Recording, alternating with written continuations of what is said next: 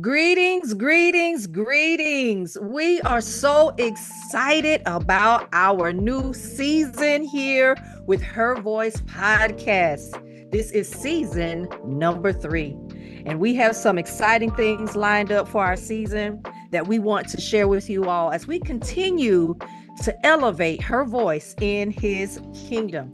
I'm Coach Ivy with the Inspire Her Network.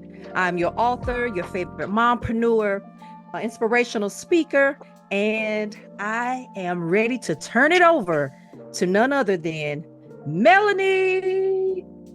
Hey everybody, this is Melonie, and as you know, he is not through with me yet. Hey, it's Lady D. Hello, it is Crystal, and welcome to Her Voice. Catch us at the polls is what we're going to focus on for tonight. As you know, it's a new year. We're going to do some things and switch it up just a little bit. So with this new thing, we're going to do it a little bit different. And what better way than to start with our very own DaVita Foushee. DaVita, can you give us some of your experience about getting voters registered and some of the things that may go along with that? Yes, I would love to. So as you guys know, it's DaVita, and I have been, oh my goodness, I've been in politics since probably college, probably in the early 2000s. But so recently I've been doing actually in leadership positions. So I've been a part of the Young Democrats of South Carolina as their outreach director. Currently, I am the regional director for the South Carolina Democratic Women's Council, the president of the council here in Horry County in South Carolina, and really just working with several organizations like League of Women Voters, making sure that people are registered and ready to vote. This year, it is imperative that we vote. If you do not know your voter registration status, I implore you, please go check your status. People are being purged left and right. We all know, probably saw the articles in Texas of 1 million people being purged from the voter registration rolls. So I need everybody. If you are in South Carolina, go to scvotes.gov, check your registration. If you need to register, please register by October 5th. A lot of other dates that you'll probably see are October 6th and 7th. Those are if you want to register online or send it in by mail. But I like to tell people a good rule of thumb is 30 days before the election, whichever election that you're going to, because we all should know there are more than just the general election. There are elections actually all the time that a lot of people are unsure of. But your primaries are usually in June, and 30 days before that primary, please make sure you're registered to vote to be involved in that. And then the general election is usually in November. And when we want to make sure about October 5th, we are registered there. So yes, please, I'm asking everyone, please make sure you're registered, your relatives are registered, your neighbors are registered, and make sure they have a plan to go vote. October 21st and November 2nd here in South Carolina, early voting days. That's 15 days you have. We have Saturdays open this year. 15 days you have to go ahead and exercise the power that you have to make an impact in your community. So please, please, please. I usually go on that first Monday. It takes me 5 minutes. It's nobody but me, the little old ladies at the table, and the guy that takes my ballot. I mean, it's really easy. So please, everybody doesn't get November 5th off as a holiday. So I'm asking, make a plan, get to the polls, and vote. DaVita, I did not know that you had all of those accolades when it came to voting. I'm like, whoa. I do have a question though. You're saying go out and vote. Can you kind of expound on what's the importance of voting? Melonie, I would love to, because it seems as if people are forgetting that politics influences almost every aspect of society and our everyday life. The economy, government policies affect taxation. You know, everybody got a problem with taxes, right? Government spending, trade regulations, economic stability. So when you talk about economic stability, you're talking about job creation. You're talking about inflation. Everybody has a problem right now about how high things cost. You can't buy eggs. So please get involved with your politics. Get involved with the political arena. Education. I have 2 little ones in the educational system. You want to know how their schools get funding? Politics. You want to know how with healthcare, Medicare, Medicaid, you want to know about those regulations that tell you that you make too much to get Medicaid, but you make too little to get a mortgage. That's politics. Like it's just, guys, you got to find out what's going on, who's making these decisions about your everyday life. A lot of people who are on any type of government assistance, guess who makes the regulations for that? They're politicians, the people that you elect to represent you and your interests. People who have, like I said, student loans. Guess who's making those decisions? Your politicians. So if you, and I went out canvassing, I have to say this real quick. I went out canvassing in Conway 2 weeks ago. And of course, I came up against some people who did not see my view, politically. But I definitely ran into some younger people who, they're 25 and older, 25 and younger. And they, immediately, well, thank you, ma'am, for the information, but I don't really get into politics. And I'm like, honey, you not know politics is definitely going to get into you. I mean, like our ancestors and the legends before us. I'll take one, Shirley Chisholm. If she said that they don't, give you a seat at the table, then bring a folding chair. Trust me, I promise you, honey. But I was like, it was two of them that really got to me. There was a young lady who was in the house, and I could tell she probably wouldn't. She's probably her parents' home, but she opened the door. She was there. And she was like, ma'am, they're going to do what they want to do anyway. That's what she said to me. And so I said, baby, if you don't have a seat at the table, or you don't understand what's being served, I promise you, you're on the menu. They're talking about you. They're talking about your kids. They're talking about your community. They're probably talking about, whoever owns this house in this area. Like, they're making sure that what happens to you on a daily basis moves in whatever interest that they're seeing. So you need to be a part of the interest. You need to go to city council meetings. You need to go to county council meetings. You need to go to these planning commission meetings that make sure what's going on in your communities is in line with what you need. Otherwise, they're going to make the decision for you, and that happens too many times when people don't get involved. That is good stuff. That is so good stuff. That was good, Mel. Yes, you left me speechless with that one, because I didn't even think about when the part that resonated the most with me when you said you make too much to qualify for Medicaid, but you don't make enough to buy a house. Right. Like that in itself, and to think that politicians and government is the ones that drive those two forces. And I'm very educated, but I didn't really connect the two until you said it. It kind of was like, look, aha moment. Yeah. Honey, and environmental issues, public safety, you talking about police funding, and every factor, pretty much every factor you can think of, in essence, politics plays a crucial role in shaping the structures and systems that govern our daily life. Wow. Thank you for educating our community. Thank you for your efforts. It's amazing. Somebody got to do it. Somebody got to do more, and more of us need to. Yeah. So, DaVita, every 4 years, we have this big push to get people to the polls, right? A big push to get people registered to vote. And one thing I hear a lot, I have heard a lot over the years, as to why some people don't care about getting registered, don't care about going to vote, is because they feel like their vote doesn't count. They feel like the election is unfair. And a lot of times what's cited is this whole idea of the Electoral College. So can you, at a very high level, doesn't have to be too detailed, kind of tell us, what does that mean? What is the Electoral College? How does it work? And why is it still important for us to vote, even though that system is in place? Well, I'm going to tell you the reason it's important for us to vote concerning the Electoral College is we need to vote in representatives, senators, people who actually want to vote in our favors and in our interests. That's the first step. If you vote people into these offices because I don't think everybody understands, one, the Electoral College was established in 1789. Okay? Long time ago. All right. So I don't think a lot of people understand that we say it when we say the Pledge of Allegiance. We said it for 12 years, right? When we were going through school. We're in a republic. democracy. A lot of people, when you ask, well, what kind of government do we have? You be like, Democratic. Like, come back with me. So it's a republic. I want people to understand we elect people to represent our interests. That's why we have elections.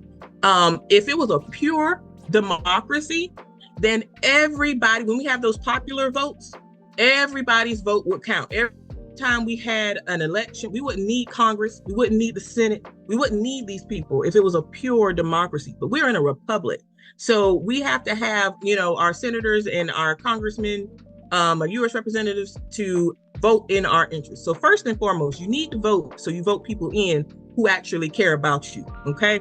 So with the Electoral College, and I'm gonna go into it because if you're correct, a lot of people don't even understand what the Electoral College is for.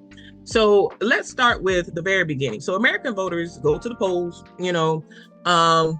they vote, they cast their ballots, and they do not directly elect the president. Instead, the will of the voters is reflected in the actions of the state electors. So it depends on your political parties how many electoral votes you actually get. For example, South Carolina has, I believe it's 9. We have 9 votes. Other states like Texas got like 40 something votes. So in California got like 50 something votes. So of course, they have more representation in their parties, like their senators, their congressmen. They have more representation, so they get more votes, right? And also on the populations of the states. The populations are huge, right? So these electors are selected by their political parties at the state level, and in many cases are bound by law to vote in a way that is consistent with the results of the popular vote. So you would think, like, let's say somebody wins the popular vote, that person should win the presidency, right? That should how it should be. However, you still have the interests of these electors.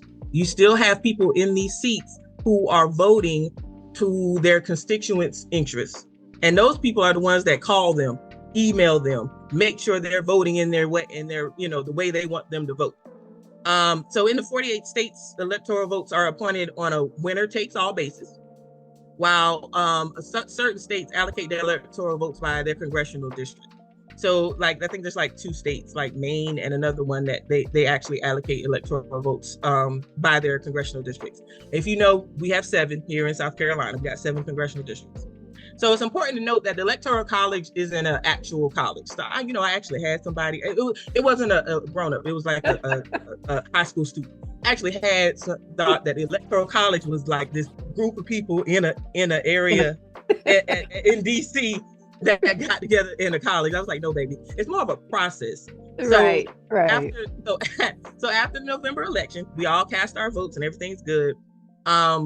There's a certificate of, and I'm gonna say this word, ascertainment. There it is, to Congress and the National Archives, listing the names of the electors. So these are the people. The Electoral College are made of actual people for each party.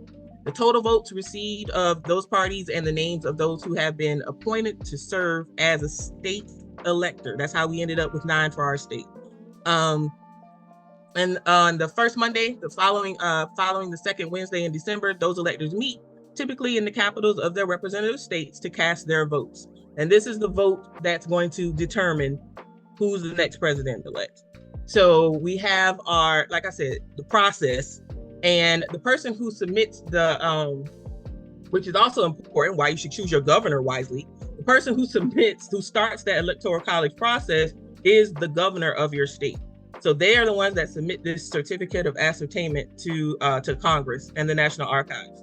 So they basically say, hey, we're about to get ready to cast. We already picked our electors for this state. So the 9 people that are going to cast their votes to represent South Carolina when it comes to the president-elect that we want to actually be our president. We already picked them. I'm going to submit this form to you guys, and then you're going to go ahead and total our votes, and that's who South Carolina is going to choose for their president. So that's how it works. So my thing is, it starts, if you feel like it's not fair, if you feel like the process since 1789 is not fair, get involved. You run yourself, or you pick people, or because with any election, you vote them in, you vote them out. We fire you, we hire you. So if you're not involved, or you're like, know what, I know we got 2 candidates that I can't stand, I'm gonna choose the couch, then you can't say that the process is unfair, because you're not even getting in the race. You're not even there's no progress without process. I tell my college students that all the time. If you feel that something is so bad, so wrong, so unfair, guess what you need to do? Get involved with your party, the party of your choosing. I don't care if you get involved with the Republican Party, Democratic Party, the Green Party, the Libertarian Party. You can do whatever you want, yellow, blue, black, white. I don't care. You need to do something in order to have a situation, because a lot of people are voting against the Electoral College. A lot of people want to get rid of it, but we don't have enough people to get rid of it. Again, the thing started in 1789.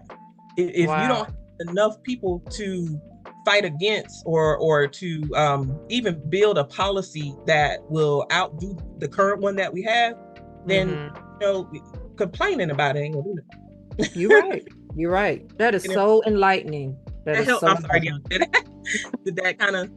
Yeah, that was actually perfect. What I heard you say was so important at the end. If we're not satisfied with it, the thing to not do is to get even less involved. Basically, they need to get more involved. And what I also heard you say is, even though we get really excited and pumped up about the presidential election, these Senate and congressional elections, they are super important. Right. Super important. Yes. We need to ensure that we have people that we're voting in. We have to weaponize that vote and get people in there who actually care about the things that we have going on in our day-to-day lives.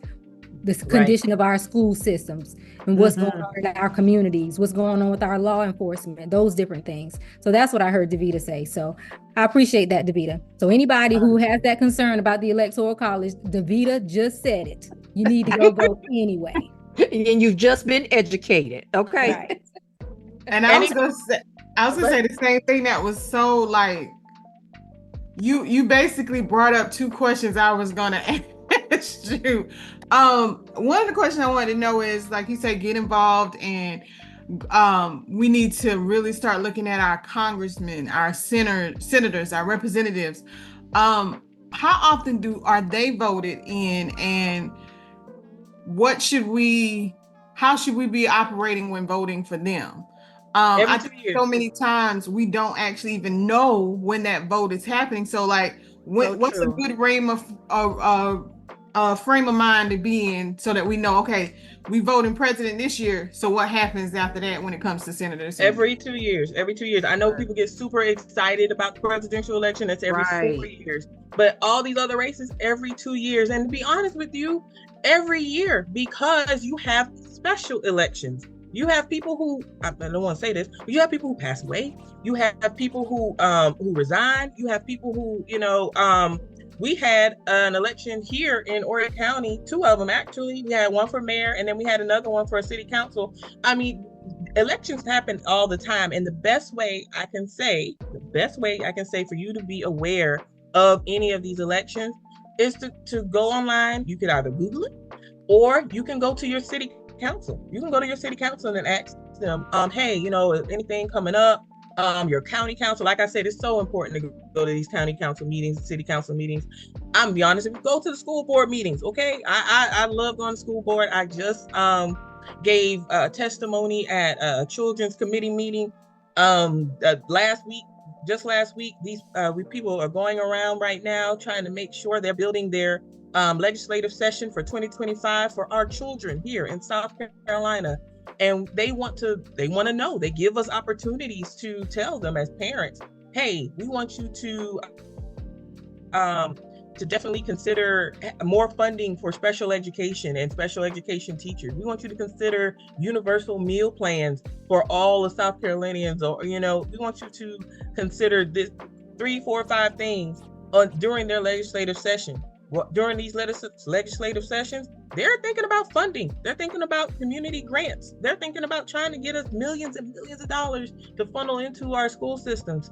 Guess what happens with those millions of dollars? They come to your county council. Guess what happens at county council? They decide how the school board is going to use the money. So guess who needs to be in the seats? Parents.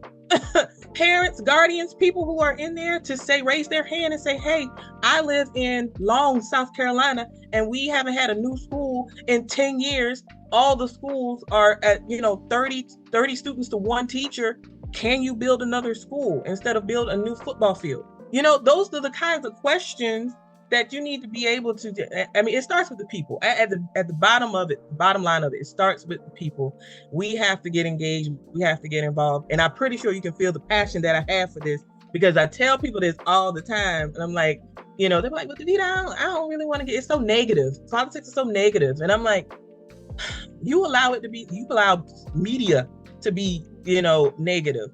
It doesn't have to be negative to you and you personally. All you got to do is handle business, stand 10 toes down on what you believe, and make sure people understand what you believe. It's not, they're entertainment. So yeah. I want people to understand that, you have to get involved. That's the bottom line. You gotta get involved. I agree with you, DaVita. We have to get more people involved. How we're going to do that I don't know. As people get education wiser, they tend to mature, but a lot of younger people have concerns, and a lot of times they feel like their voice isn't heard, their votes don't matter, those type of things. So what do you think really causes really cause people to feel like that? Because if I'm gonna be honest with you, if I get out there and I vote on the smaller level and, presidential elections, because of course getting more involved, but it's like, sometimes that's just not enough. Like, yes, it's me and I'm doing my part, but what can we do to just get these others encouraged to engage more? Because I can't do it by myself. You can't do it by yourself. And just because we're trying to get out there and make a difference, sometimes in doing so, you don't see the results that you're looking for. And I'm gonna be honest with you. Like I do go out and vote and everything, but I also understand where a lot of people come from with that. Because you get out there, you vote, but it seems like a lot of times the precedence of who this person is, who they know, who they're attached to, who endorses them, all those things tend to take precedence over our vote for a whole nother party or new leadership or new person in that seat. And sometimes that takes years and years and years for change. What are some things we can do to just continue to encourage people in those situations? Crystal, that's an amazing question, because the thing that I tell people a lot is education. Education matters. If people are unaware, they're going to be apathetic. Number one, they're not going to care as much. If they feel like it doesn't pertain to them and they feel like they can just go about their daily lives and it doesn't really affect them, they're not going to care as much. And no, things aren't going to change as quickly. We have been in this system since the beginning of the United States, right? We have been voting. We have been pushing people to get out the vote since the beginning of time. So it's not something new. It's probably not something that's going to go away. However, education is going to be a big factor. Tell you the youngest person right now who was elected in Congress is 25, I think. I'm pretty sure. Maxwell Frost. Look him up if you need to. He's the youngest person. He's was that Gen Z? He's 25. Okay. So, he got elected at 25. He's the youngest person elected. So when I think about people who are young, because I'm thinking about younger people, and I talk to college students all the time, and of course they are not tied to parties anymore. That is to them, that is an old way of thinking. They don't really care what party. They care more about issues. They care more about what's happening in Gause. They care more about rent being outrageous. They care because a lot of them right now are renting. They care more about their health care. They definitely care more about, especially the women that I've talked to, care more about women's rights, having less rights than what their mother had. That they care about issues. They are more issues based. So if we are going to have people to represent us, we need to definitely move with the times. Number one, bridge the gaps between generations, because I don't know if you guys have noticed, but a lot of people who make the decisions, they're from Gen X, they're from they're boomers, they're older people, they're 65 and up. So they have a different mindset than people who are like Maxwell, who are coming in at 25 and 28. Their mindset is a whole lot different. And it's a little scary sometimes because the way they are setting things up right now will last for the next 5-10 years. Some of them may not even see things come to fruition that they're setting up right now. But it's so important for young people to realize that we are the future. You need to get involved. You need to be the ones making these decisions and getting out here and influencing policies, because you're going to be the one living them. Your children are going to be the one living in them. It's not going to be the people who are sitting in the seats right now. So I need everyone to understand that education is going to be telling people these things, making sure that they understand that what happens today is going to affect you in 5 years. What policies are cast, what president we pick in the next, what is it? We got like 60 days left. Whoever it is, their policies, whatever they push, is going to affect you in the next 5 to 10 years, 5 to 8 years. Giving them, a good time. It's just that's all. At the bottom of it is going to be education, and it's going to be people coming together and realizing that it's bigger than them. I know a lot of people see their life and then that's all they care about.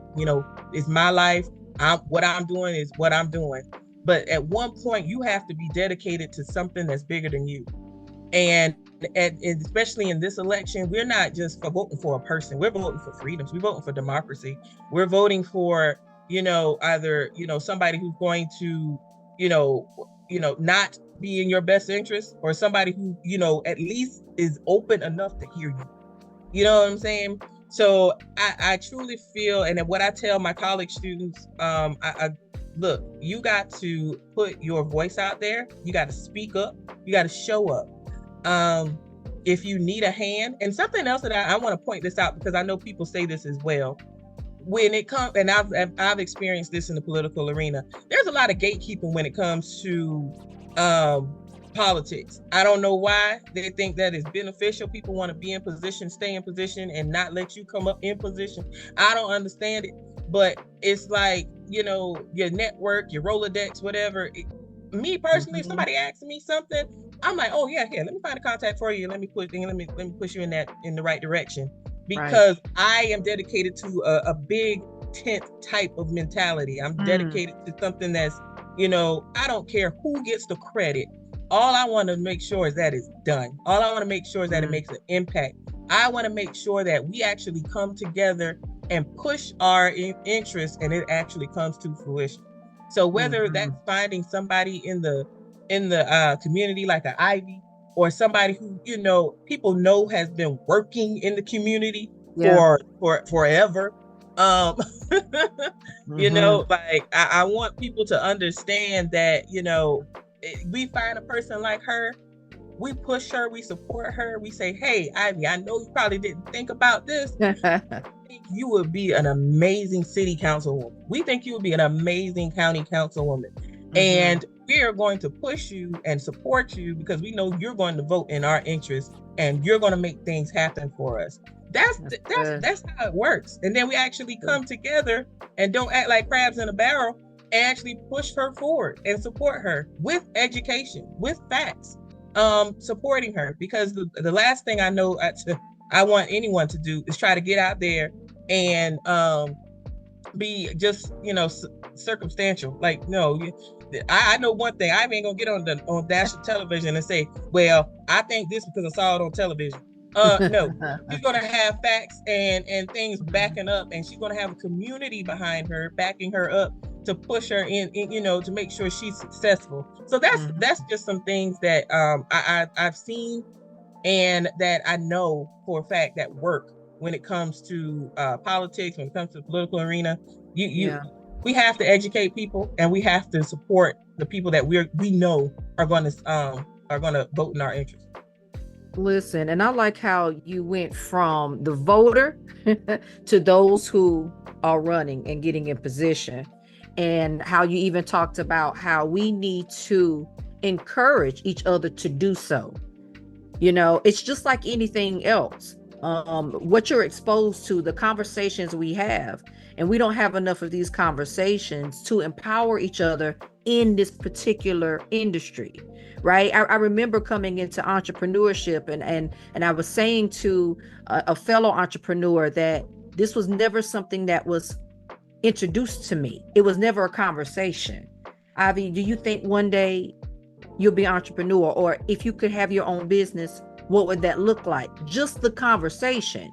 So as I translate that into this industry, Ivy, do you think you could ever run for office? What would that look like? So again, just the exposure and just the opening up the possibility. If we talk about you can be anything, you can be anybody, you can do anything. But do we really have these kind of conversations? Do we plant these seeds in our youth? Something to think about. Good stuff, DaVita.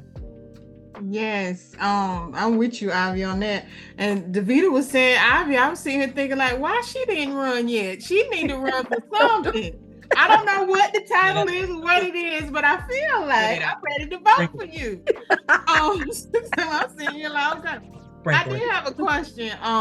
We did look up who Maxwell Frost was, and I'll be honest, he needs to be on that fast. You fact check me that fast, Melonie? Yeah, he needs to be on some billboards because I think that'll get some younger people involved. Yes. Okay, because they so used to seeing their granddaddy. Yes. On these billboards and on these posters. They don't never see these. There's a few other younger ones, but he can't pop in the head because he's African American. I think he's down in Florida. Well, we researching. No, y'all know he's not through me yet. So I feel like, if you show more pictures of him, we'll be like, can we see him at the polls? Leave it to Melonie. Leave it to Melonie. To me. But I do have she gonna do it. Lady D know me. She know he ain't through with me yet. How do we get involved? Like, I remember I heard you say the different positions that you hold with the Democratic I can't remember the exact Democratic Party. Mm-hmm. Yeah, Democratic Party. I can't remember the exact position that you said, but how do you get involved in your party, or even if it's not in your party, but you just want to be involved in politics in general, like helping with voter registration, helping tell the people, actually going out there and saying, hey, I think I want to run. Is like, if it's something quick, if it's something like on drawn out, we can come back. No, I do this all the time. So if you want to get involved with your current party, just whatever party you choose, I'm not going to push you either way. There is a county party chair or county party in all 46 counties of the state. So you would just Google what the name of your state is and put whatever party behind it and see where or who is the chair for that state and call them. They should have an office, should have somebody, a secretary or something, answering the phone, or administrative assistant answering the phones, and they can tell you exactly how to get involved. Here in Horry County, we have several clubs. We have about 8 clubs, and Democratic Women's Council was just one of them. And when I was in college, I was really involved in NAACP. That was my bread and butter. I love the NAACP. Biggest, bad, boldest civil rights organization ever. So my thing was, when I got into the NAACP, I got introduced to a lot of people in the political arena. So then from there, it was like super easy for me to slide on into the Democratic Party. But just look up anything, because trust me, everybody's looking for volunteers. Everybody is looking for volunteers. League of Women Voters is another great one if you want to just help with voter registration and education. They are nonpartisan, so everybody loves them and lets them in the school systems and everywhere. So, because a lot of people don't like getting partisan organizations, but that's a great one to get involved with. If you want to just work on get out the vote, you can look that up as well. Work for your county voter registration office. Just walk into the office. Here we have ours in Conway on 1515 4th Avenue.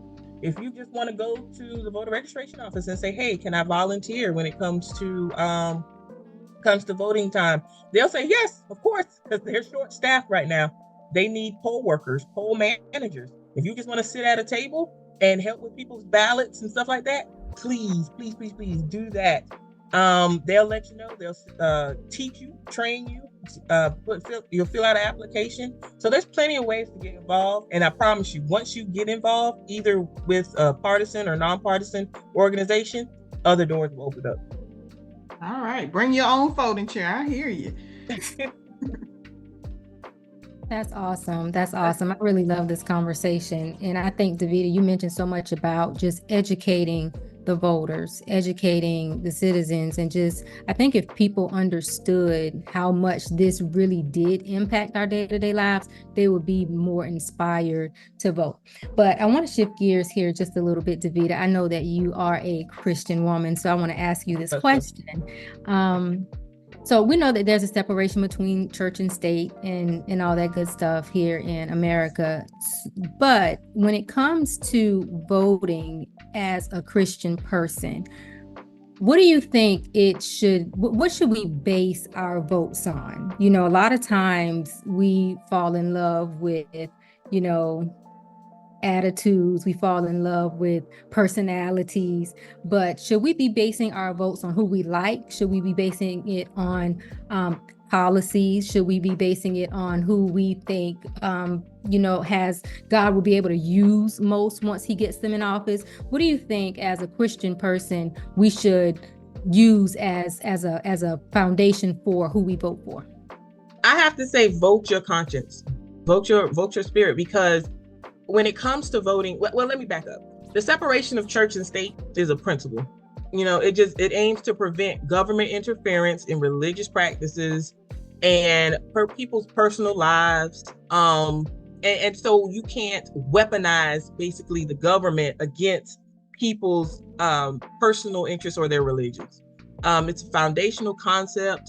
I mean, you know, back way, like I said, with the same thing with the Electoral College in the 1700s. These things were established. In many democratic societies, particularly in the United States, where it is just enshrined in our Constitution. Okay. With the U.S. Constitution, is the principle is explicitly stated in the First Amendment, you know, of the Constitution. So we want to just make sure that we don't use government. Like, okay, for an example, when it comes to women's rights and the overturning of Roe v. Wade, right? So the Supreme Court basically decided we're not going to keep this in our Constitution anymore. We're going to give power back to the states. Okay. And that's what the states are doing now. They're deciding, it's on some people's ballots. It's not on our ballot yet in South Carolina, but they're deciding on, you know, national abortion bans, just 6-month abortion bans. But some people are using the Bible. Some people are using Christian values. Some people are using that to determine whether the government should just go into people's homes and personal lives and say, hey, you can't do this. So that is something that, you know, in my personal opinion, the government shouldn't do. If you choose to, you know, have an abortion, not have an abortion, that should be between you and your God. That should be between you, your conscience. The government should not have any say so, especially since most of our government is made up of men who can't get pregnant, who don't know the pregnancy pains, who don't know what women go through, exactly. who are not doctors. Right. So, you know, that's my thing. I'm like, first off, how you gonna tell somebody, you know what they can and cannot do with their bodies, and you have no idea what they go through. So, but they're using their position, they're using their influence, they're using their power, they're using the government to go ahead and make this a permanent change. Like this is going to affect everybody, all women. So that is where I kind of draw the line when it comes to church and state. It should not be that was why that was put in place. Some of these schools that are putting, and I don't mind having the 10 Commandments in school, please put it up. But if you're going to put that up, then you better have something in the Quran. You better have something, with the Torah. You better have something, you can't just pick and choose which religion you want to, broadcast. That's not fair because we all came here, by ship. So I'm saying you can't say whose religion is over whose. You know what I mean? Yeah. So that's where I kind of draw the line when it comes to that separation between church and state, the religion and how I vote. I'm gonna vote my conscience. I'm gonna vote my God, but I'm not sitting here and telling somebody else that their God is littler than mine. That's not fair. That's not right. Or that they should make a certain decision because I feel that it's wrong. No, I'm not going to do that. And I don't think that's what Jesus wants us to do. Right. Awesome. Well, I appreciate that, DaVita. This has been just an eye-opening conversation. And I appreciate and thank you for all your hard work, all your efforts. Let's get out and vote, ladies. Absolutely. Absolutely. And ladies, make sure the men vote too, because here in South Carolina, we are 52% of the vote. We are 52% of the population. Women outnumber men. We are 70% of the vote. Please, Lord, tell your husbands, tell your uncles, cousins, nephews, brothers, they need to go vote too. Yes. And with that being said, DaVita, what would be your last encouraging word for us as voters? What's your last push? I'm going to quote my dear soror Shirley Chisholm. Our rent on this earth is to serve. That's what we need to do. We need to go out in our communities. We need to make sure we're doing what we need to do in order to make sure this world is going the right way, going forward. People died, people fought, people bled, people were jailed. I know the right for women to vote was in 1920, but Black women, we didn't get the vote until 1965. Okay. Yeah. A lot of time passed it started in the 1800s with the Seneca Falls Convention. A lot of time passed for women to even be considered not property of their husbands. So women, I'm talking to you, please use your power, use your nonviolent power to make sure that you are making a difference, making an impact in your personal communities, in your personal lives, because they're coming for you. It's here. It's already here. It's already been done. Exercise your vote. Use your power. Like I said, if you don't get into politics and you don't want to get too heavily involved, like some crazy people like me, just think about honoring those who did. Just think about, if you don't have anything else to do, just think about honoring those who did. Because in order for you to have freedom, somebody had to give up, sacrifice something for it. Wow. DaVita, how can our listeners find you if they needed to make contact with you? I'm on all the social media. It's DaVita Foushee on all of them. DaVita Foushee, Instagram, TikTok. I don't use my TikTok as much as I should, but I do. I am on there. Twitter. X, and Facebook. Yep. Just look me up. Well, we thank you. We thank you for your time. We thank you for sharing your expertise. And we most certainly thank you for pouring out your passion. It is certainly contagious. I tell you that. And so you have definitely ignited my fire to do more. And it starts with just simply researching and becoming more educated in this particular area. So thank you so much for just being you. We see greater. We can't help but to see greater, right, Melonie, on your life. And so again, thank you for being with us and sharing and being our guest here on Her Voice podcast. My pleasure. So as we close out, we are always looking for purpose partners. So we welcome you to explore and learn more about the Inspire Her community by visiting our website at www.inspirehernetwork.org. Also, feel free to follow us on Instagram, Facebook, TikTok, and LinkedIn. We certainly thank you for being with us as we open up our season 3, our first episode here, with a very important and vital conversation as it pertains to our right that we fought for to vote. So please catch her at the polls. Go forth, be bold, be courageous, and as always, be inspired.